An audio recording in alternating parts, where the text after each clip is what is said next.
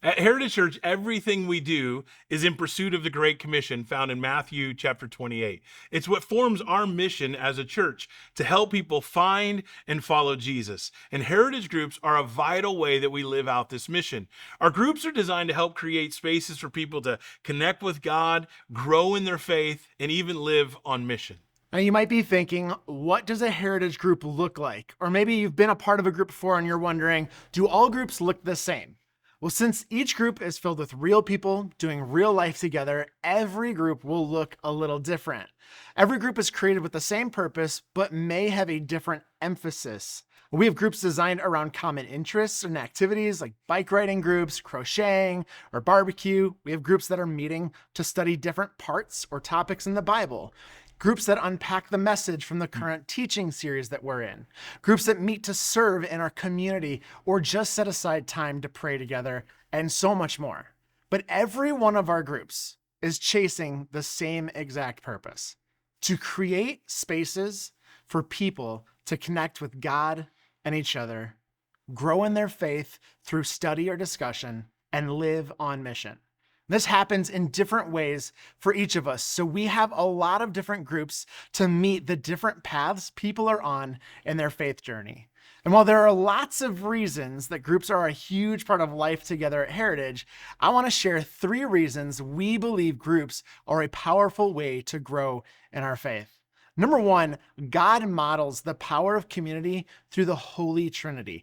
Ever since the beginning of time, we see God the Father, the Son, and the Holy Spirit working together in community. Number 2, God created us as humans with a need for community. We have a need for connection. From the beginning of creation, God stated that it's not good for us to be alone. You and I were never designed to navigate life on our own. Instead, God knew that we would be better together. And it's an important rhythm set up by the early church. At Heritage, we call it the Great Commission engine, God's blueprint to help followers of Christ make a difference in the world. That's right. You can read about this rhythm in Acts chapter 2. It's the blueprint for how we fulfill the Great Commission that Jesus commanded in Matthew chapter 28.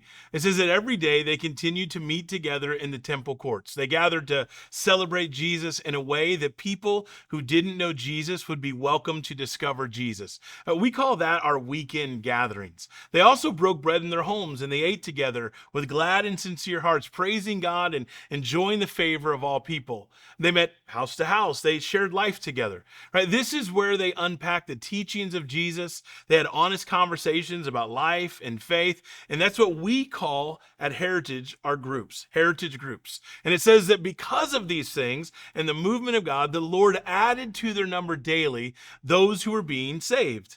Now, I believe the reason more and more people were saved was because of this life-giving and transformative message of Jesus. But I also think from the beginning of creation, God knew we need people in our life. We are wired for community. And I believe that people began to experience the life-changing invitation of Jesus, and that led them to finding real, connected friendships with others. And this was something that we are all wired to experience. Yeah, the truth is, life is a team sport best done together. And in our heritage groups, we want to create a community where we are doing life in circles rather than just rows, because something special happens within a community when we're encouraging and challenging each other, working out our tough questions, and supporting each other through the ups and downs that life brings. And this is what you are helping to create as a heritage group leader. So thank you so much for making a difference.